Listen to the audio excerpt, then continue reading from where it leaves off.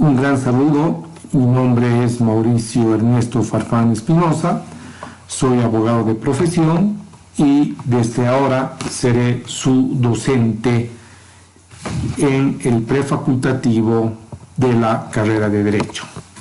La materia que nosotros vamos a abordar es la Teoría General del Derecho, cuyo autor es Norberto Bobbio. En ese sentido, Norberto Bobbio ha estructurado la teoría general basado en varios autores.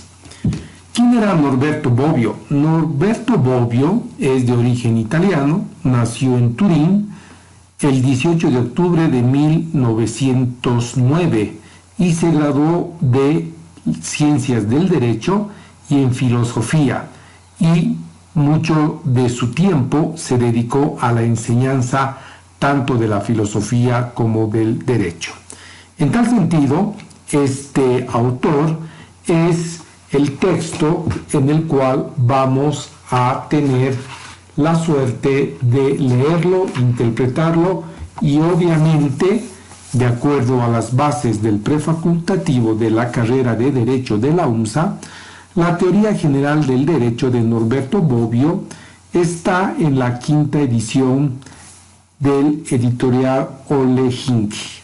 Entonces, para todos aquellos que vamos a empezar con la teoría general del derecho, es necesario puntualizar y, sobre todo, crear una dinámica, el cómo voy a estudiar y para qué voy a estudiar. Se recomienda que el texto, en la medida que se vaya avanzando, vaya siendo subrayado y resaltado con los temas fundamentales. El libro de Norberto Bobbio consta de 2 partes y cada parte está debidamente ordenada. El primer tema de la primera parte, denominada Teoría de la Norma Jurídica, está conceptualizada en el capítulo 1 como el derecho como norma de conducta. El capítulo 2 se determina como justicia, validez y eficacia. El capítulo 3 habla de las proposiciones perspectivas y el capítulo siguiente son las prescripciones y derecho. El capítulo 5 de las prescripciones jurídicas. El capítulo 6 habla de las clasificaciones de las normas jurídicas y ahí termina la primera parte. La segunda parte, de acuerdo a la revisión del índice general, la segunda parte en su capítulo 1 establece y habla de la norma jurídica al ordenamiento jurídico. El capítulo 2 de la segunda parte habla de la unidad del ordenamiento jurídico. El capítulo 3 habla de la coherencia del ordenamiento jurídico. El capítulo 4 habla de la plenitud del ordenamiento jurídico y termina en los ordenamientos jurídicos y su interpretación. Por tanto, en las normas y en el estudio que vamos a ver, tienen que tener en cuenta y obviamente tienen que precisar que el estudio de la teoría general del derecho va a ser y va a constituir una de las principales materias que le permite al postulante de la carrera de Derecho entender y comprender qué es lo que nosotros queremos entender por derecho como una norma de conducta.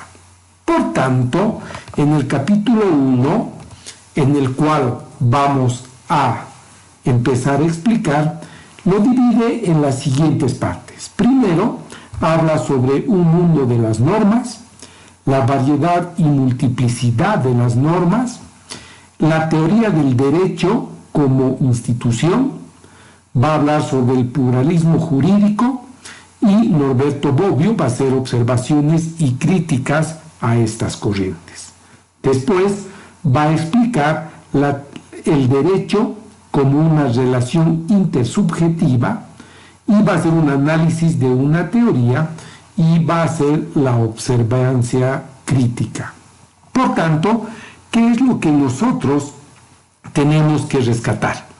Primero, que en el mundo de la norma jurídica, la importancia de este concepto de derecho como una norma de conducta nos va a llevar a señalar varios autores que van a tener una posición y diferentes teorías, y va a ser el autor que no solamente va a hacer críticas, sino también va a recolectar un conjunto de análisis a diferentes autores. Por tanto, en el capítulo primero sobre el derecho como norma de conducta, se refiere a que el derecho es un sistema de normas o reglas de conducta. Entonces, partimos, por tanto, de una afirmación general de este tipo que el libro señala: la experiencia jurídica es una experiencia normativa. Para tener un ejemplo claro, si nosotros queremos parametrizar o contextualizar lo que es un sistema, nosotros nos podemos imaginar un celular, y en el celular es un conjunto de sistemas, es un conjunto de partes, es un conjunto de elementos que hacen al celular. Por tanto, un celular es un conjunto de sistemas y subsistemas que hacen la existencia de un celular. Por tanto, para Norberto Bobbio, en sus primeras aproximaciones, señala que el derecho es una norma de conducta que se parte inicialmente de la experiencia jurídica y a partir de una experiencia normativa. Lo que quiere decir de que todo el ser humano, desde su nacimiento hasta su muerte, está sujeto a un conjunto de normas. Y en el transcurso de la historia, en el transcurso del individuo, del ser humano, éste va a enfrentar un conjunto de normas en las cuales se van a ir diferenciando en la medida de que el ser humano va a ir evolucionando. Entonces, toda nuestra vida está llena de carteles indicativos, algunos que ordenan cierto comportamiento, otros que prohíben realizar actos, otros carteles o avisos que nos indican una regla de derecho. Por ejemplo, cuando entramos a una tienda, a un lugar donde se exhibe un determinado producto, se establece que todos somos iguales ante la ley. Esa es una norma jurídica de conducta, la cual nos da una cierta forma de que nosotros tenemos que ser tratados de forma igual con referencia a los demás. Pero también existen algunos letreros o carteles en los cuales se nos prohíbe realizar determinados actos. Por ejemplo, cuando uno está conduciendo su vehículo, dice prohibido girar a la izquierda. Esa norma es una norma jurídica, es una norma de derecho, porque prohíbe a todo conductor irse a mano izquierda, porque está prohibido, porque podría ocasionar accidentes, porque no está permitida la utilización de esa vía. Por tanto, en todo el mundo en el cual estamos rodeados, obviamente lo que nosotros tenemos que observar son normas de conducta. Entonces, esas normas de conducta se van a diferenciar más allá de las normas de trato social, las normas morales o espirituales, y vamos a configurar el estudio de la norma jurídica. Entonces, lo fácil de comprender la literatura de Norberto Bobbio es de que él, durante este libro, va a esbozar la teoría general del derecho y no va a ser la única teoría en la cual se va a sentar los fundamentos del derecho. Van a haber varios autores a los cuales él mismo los va a citar. Por tanto, los primeros resultados del estudio es lo que nosotros vamos a entender por un orden normativo, es decir, la existencia individual y la existencia social del ser humano con referencia a sus actos.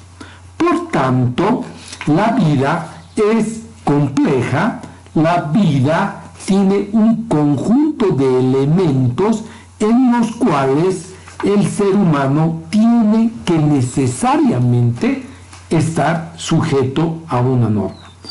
La historia en la historia se nos presenta entonces como un conjunto de ordenamiento normativo que se suceden, se sobreponen, se contraponen y se integran. Por tanto, estudiar una civilización desde el punto de vista normativo significa, en últimas palabras, el ver el accionar de la sociedad, es decir, cuáles fueron sus normas prohibitivas, cuáles son sus obligaciones, cuáles son las normas jurídicas permitivas. Esto va a dar un significado que, en otras palabras, vamos a descubrir la dirección o las direcciones fundamentales que se dirige la vida de cada individuo. Por tanto, preguntamos en qué determinado pueblo los sacrificios humanos estaban permitidos o prohibidos. La poligamia, la propiedad de los bienes inmuebles, la esclavitud, estaban permitidos o prohibidos. Por tanto, hacer un análisis de todos los sistemas jurídicos mundiales obviamente no es el objeto de estudio de la teoría general del derecho. Lo que apunta es de que nosotros, a partir de la contextualización y de las posiciones en las cuales el autor va a rescatar varias teorías, se va a referir a lo que nosotros vamos a diferenciar un sistema normativo. Por tanto, ¿qué va a ser un sistema normativo? En el punto 2 habla sobre la variedad y multiplicidad de las normas. No bien hemos comenzado a dirigir la atención al mundo de la normativa. Uno de los motivos es más causa asombro, es que este mundo es extraordinariamente amplio y múltiple, porque las normas jurídicas a las cuales dedicaremos de manera especial nuestra atención representan solo una parte de la expresión normativa. Además de las normas jurídicas, hay preceptos religiosos, hay reglas morales, hay reglas sociales, hay reglas consuetudinarias, reglas que aquella va a determinar un conjunto de reglas de educación. ¿A qué nos estamos refiriendo? El ser humano, para algunos autores, y para ilustrar con un ejemplo de la página 5 y 6, podemos ver reglas de conducta individual, que es el conjunto de principios morales, éticos y o religiosos que tiene una persona dentro de su fuero interno. A eso van a ser las normas sociales, o también conocidas normas de trato social. Son todas esas conductas que van a tener el individuo frente a la sociedad. Por tanto, hablamos inicialmente de las normas individuales, morales, éticas o religiosas, que están dentro del fuero interno de una persona. Las segundas van a ser aquellas normas de trato social donde el individuo va a coexistir con otros individuos. Y van a haber un tercer conjunto de normas, las cuales Norberto Bobbio se va a dedicar, que son a las normas jurídicas. Por tanto, las normas individuales o morales no son objeto de estudio de esta materia, y las normas de trato social o las normas sociales son aquellas que se va a vincular sobre un individuo y sobre el otro. Pero a las que nosotros vamos a atender son las normas jurídicas, que van a tener un conjunto de características que el tema nos va a dar como reglas de conducta. ¿Y qué va a hacer estas reglas de conducta? Va a hacer que todas estas reglas son muy diversas por los fines que persiguen, por el contenido, por el tipo de obligación que nacen, cómo van a surgir, por qué ámbito de validez y quiénes son los sujetos que la van a dirigir o que la van a cumplir. Pero todas ellas tienen un elemento común característico, como veremos en el Tratado de Bobbio, y vamos a hacer y vamos a tratar de ver cuáles son los aciertos de esta norma. Por ejemplo, como manera de ejemplo, en la página 5 se señala el derecho a la vida. El derecho a la vida está consagrado no solamente en la Constitución Política del Estado, sino está legislada en el Código Civil en sus primeros artículos de la legislación boliviana. Por tanto, esta regla de conducta va a traer consigo un determinado comportamiento en el cual, dependiendo del sistema jurídico, va a tener una multiplicidad y una variedad de conjunto de normas a las cuales nosotros vamos a estar sujetos. Por tanto, lo que se va a expresar a partir de lo que nosotros estamos hablando es qué calidad o cuáles son las acepciones y teorías que se tiene sobre el derecho. Para eso, en el punto 3, tenemos y se hace una pregunta a Norberto Bobbio. ¿El derecho es institución? Esta es una de las primeras teorías a las cuales Norberto Bobbio primero la va a describir, segundo la va a analizar y tercero va a hacer una crítica y luego va a hacer una comparación con otras teorías. Por tanto, en el texto a la cual nos estamos refiriendo señala que hay, según su concepto, por lo menos dos teorías diferentes de la normativa. Es decir, Norberto Bobbio señala que podrían existir dos teorías sobre la existencia del derecho. Por una parte, va a ser la teoría del derecho como institución y la teoría del derecho como relación. Por tanto, vamos a estudiar la conceptualización del derecho desde dos teorías. Vuelvo a repetir. Una, la teoría del derecho como institución y la teoría del derecho como relación. ¿Por qué necesitamos el estudio de estas posiciones teóricas con referencia? Es para ver el grado de validez que va a tener, obviamente, la existencia de la norma jurídica, que en otras palabras va a trasuntar en el derecho. Por tanto, sobre la teoría del derecho como institución, ha sido elaborada, obviamente, en Italia. Esta escuela ha dado origen por Romano. Romano es el padre, o por lo menos es el que tiene la posición de conceptualizar que el derecho es una institución. Romano señala que necesariamente se debe precisar la teoría normativa del derecho.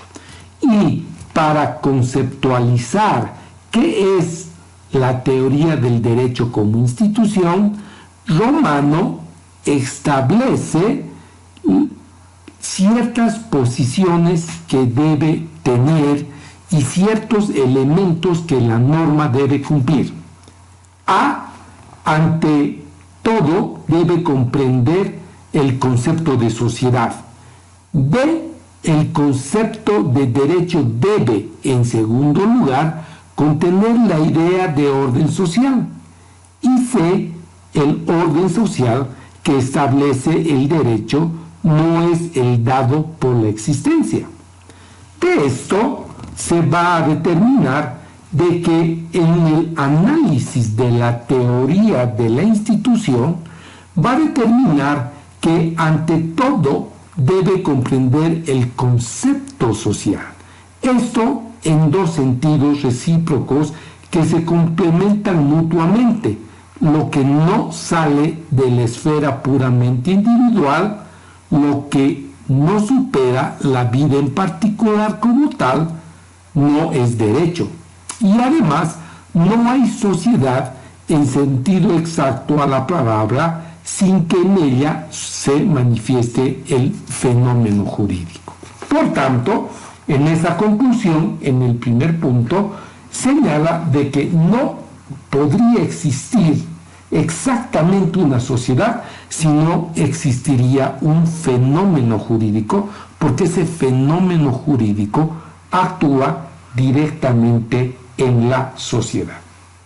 Por otra parte, ya decodificando la posición esencial, en la página 7, en el inciso B, señala que el concepto de derecho, en segundo lugar, contendrá la idea de orden social, lo que significa para excluir todo elemento que implica el arbitrio puro o simple o la fuerza material, es decir, no ordenada. Entonces, la manifestación social, por el solo hecho de serlo, está ordenada por lo menos con relación a los asociados. C. El orden social que establece el derecho no es dado por la existencia originaria de cualquier forma de normas que regulan las relaciones sociales. Antes bien, dicho orden no excluye tales normas, sino las utiliza y las comprende en su órbita, por el mismo tiempo las aventaja o las supera. De lo anterior, la posición de Romano con referencia al derecho es una institución, señala que los elementos constitutivos del concepto a los que habíamos hecho la referencia en el punto A, B y C, la sociedad como base de hecho de donde deriva la existencia del derecho. Segundo, el orden como fin al cual tiene el derecho y la organización como medio para realizar el orden. Se puede decir en síntesis que según Romano existe derecho cuando hay una organización de una sociedad ordenada, o también en otras palabras análogas, una sociedad ordenada por medio de una organización o de un orden social organizado. A esto Romano llama que el derecho es una institución. Por tanto, de los tres elementos constitutivos que es la teoría del derecho como institución, Romano señala que la más importante obviamente es la organización. Aunque no existiera las dos primeras que no ser necesarias, obviamente el derecho como institución se encuentra en la organización. Por tanto, Romano va a señalar que el derecho, además de tener un concepto de orden y un concepto de sociedad, obviamente va a sentar su teoría en que toda sociedad organizada va a contar con norma jurídica.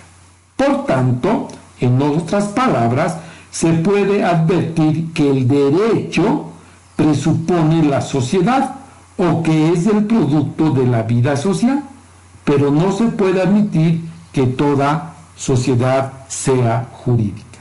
Entonces, hasta ahí avanza y señala la teoría de Romano con referencia al derecho como institución. Pasaremos al análisis de otro punto, el pluralismo jurídico.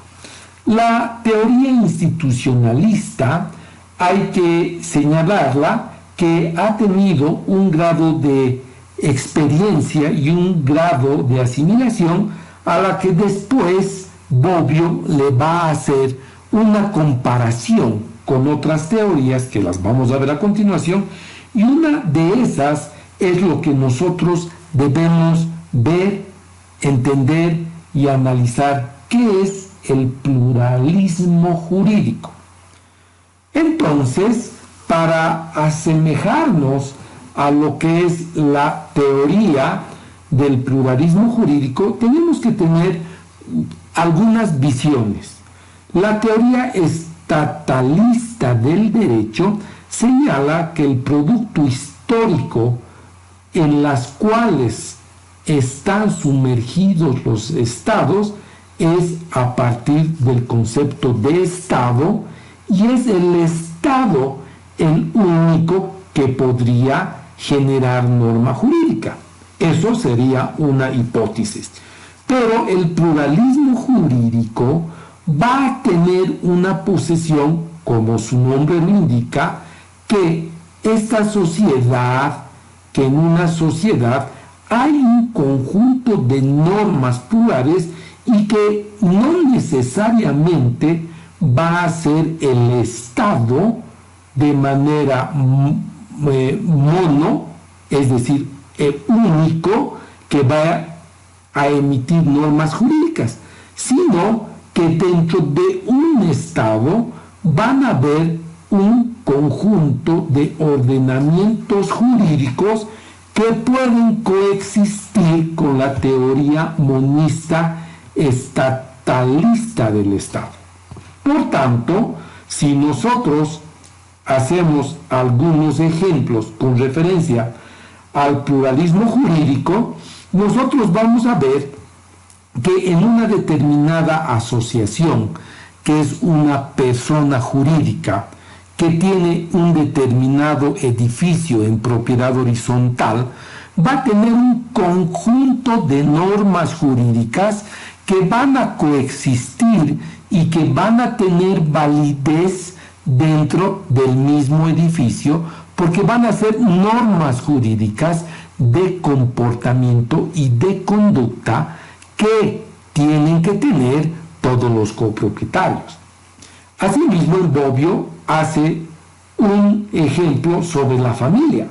La familia es una de las primeras organizaciones económicas y es una de las primeras organizaciones de la historia donde se establece un conjunto de normas de conductas que van a coexistir con la norma jurídica. Y es así que la decisión y el posicionamiento a la cual vamos a determinar de que el pluralismo jurídico sostiene que además de la teoría estatalista del derecho, no solamente el Estado tiene la única capacidad de generar norma jurídica, sino también existen ordenamientos jurídicos de determinadas sociedades que van a ir a configurar el pluralismo jurídico. Y Bobbio hace un ejemplo sobre los feudos que se han presentado en la Edad Media, las cooperaciones o los municipios, o como también nosotros habíamos señalado a la familia. Por tanto, los elementos para la producción de la norma jurídica va a recaer en el poder coactivo. Y el poder coactivo, obviamente, cuando veamos adelante, va a estar en función del Estado, porque la capacidad normativa, la capacidad coercitiva del derecho va a radicar obviamente en el poder de coacción y en el poder de sanción. Entonces, para algunos autores, la elaboración teórica más depurada de este proceso es la filosofía de derecho de Hegel, en el cual el Estado es considerado como un dios terrenal, es decir, como el sujeto último de la historia que no reconoce ningún otro sujeto ni por encima ni por el debajo de él, y cual los individuos y grupos deben un obedecimiento incondicional. Obviamente, Hegel sostiene la teoría de que el Estado es el único que puede generar norma jurídica, pero esta doctrina obviamente va a ser contraria a lo que nosotros ya hemos explicado, porque sin entrar a un concepto político, lo que se debe entender que en la tradición histórica de los hechos acontecidos, obviamente ha habido la coexistencia de otros ordenamientos jurídicos, a lo que varios autores le van a llamar pluralismo jurídico. Entonces, el pluralismo jurídico va a estar sostenido por todos aquellos que señalan que el derecho no solamente va a emanar del Estado, sino de otras organizaciones. Las críticas a las cuales hace Norberto Bobbio va a señalar que como ideología de una u otra teoría hay que llegar a ciertas determinaciones y ciertos posicionamientos para entender la norma jurídica. Y hasta donde hemos visto, existen las posiciones pluralistas y las posiciones monistas, es decir, la una que determina que no solamente es el Estado el que produce normas, sino que existen otros organismos que pueden producir normas jurídicas, y las monistas que establece que solamente el Estado tiene la capacidad y el poder para dictar estas normas jurídicas.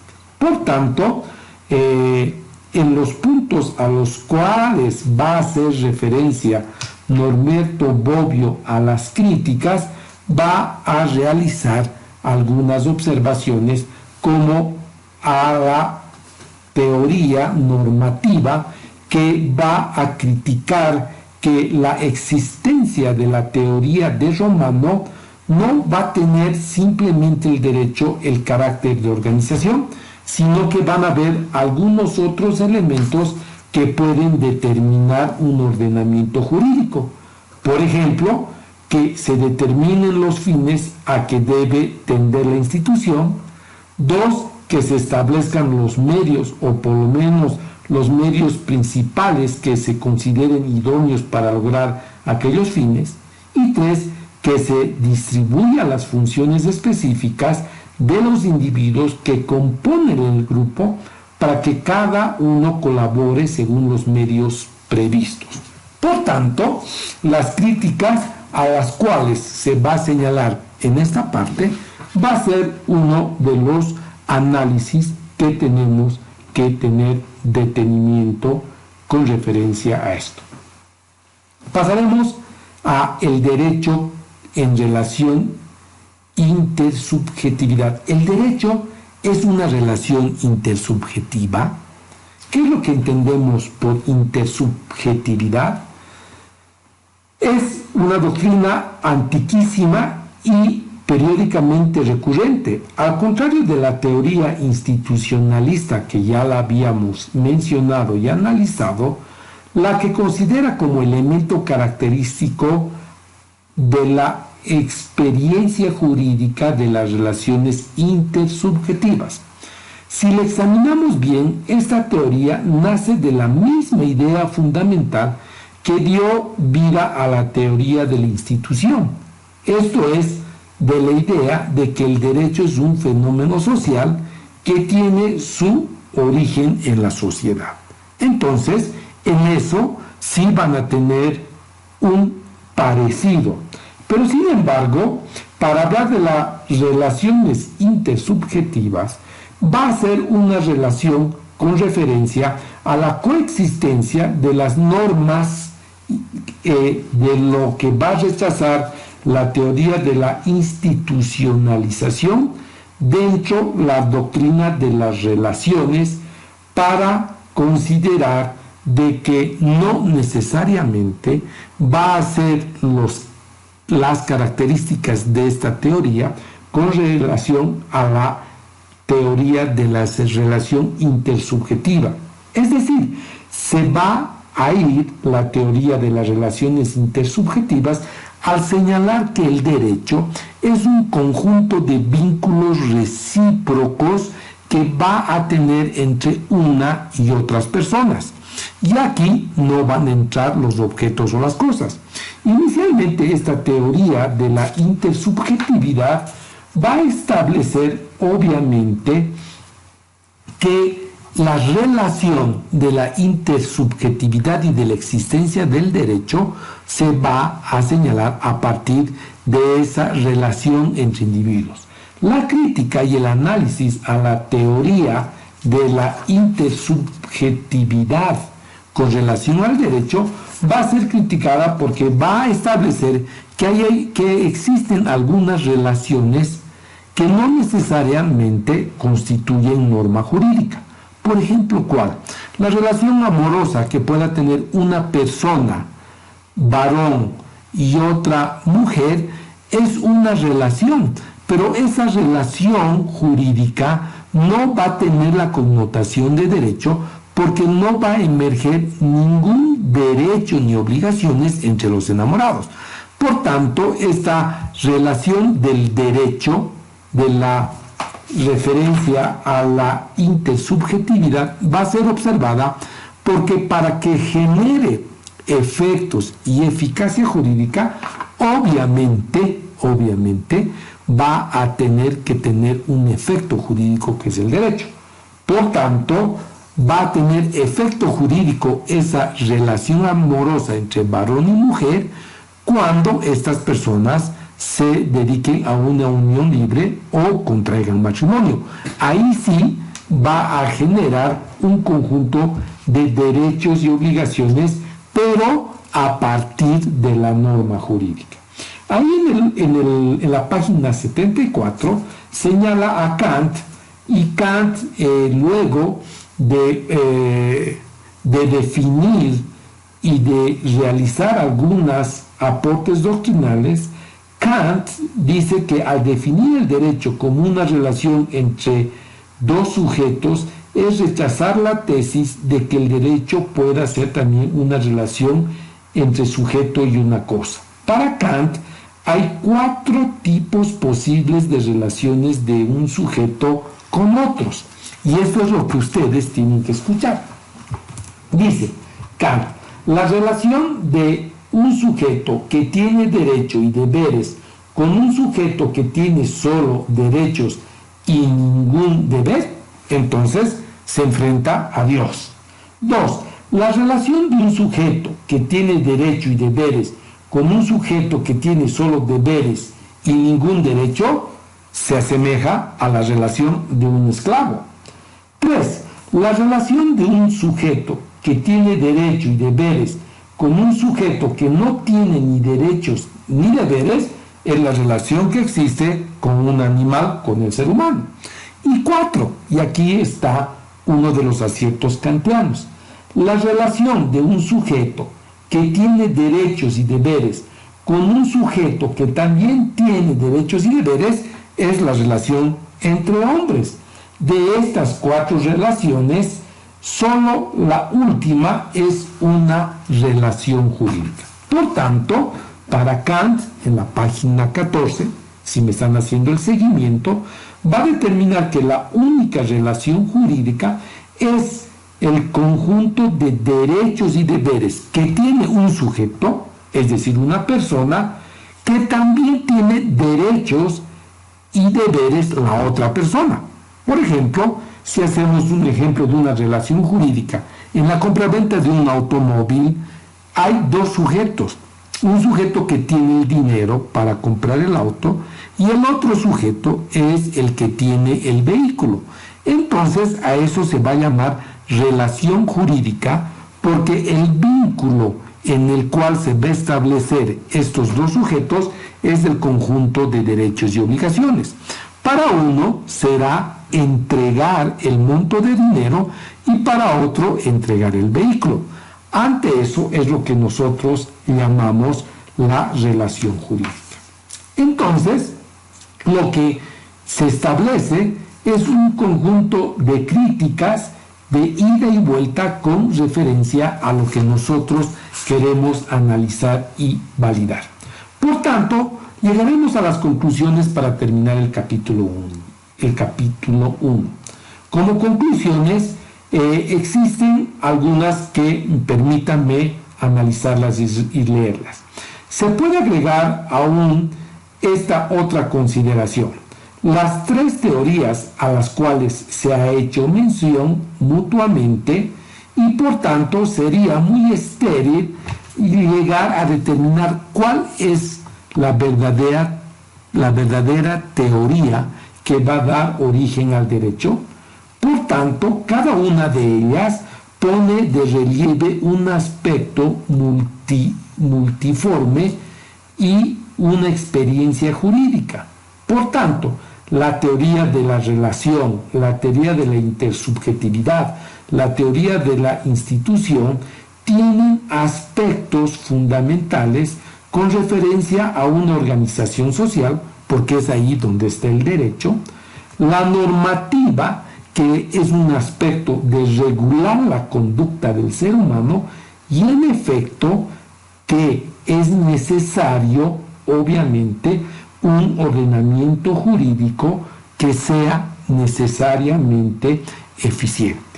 Con esto, Norberto Bobbio, en el primer capítulo, nos está invitando a sacar conclusiones de que existen diversas teorías aquí analizadas con referencia a la existencia del derecho. Por tanto, cuando nosotros hablamos de norma jurídica, estamos hablando de derecho.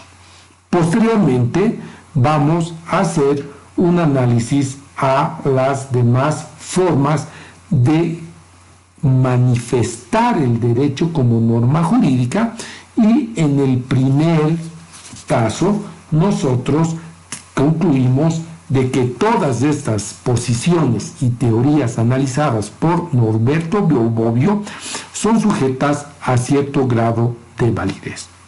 Por tanto, nos retiramos en este primer análisis con referencia al capítulo 1 del libro de la Teoría General del Derecho. Muchas gracias.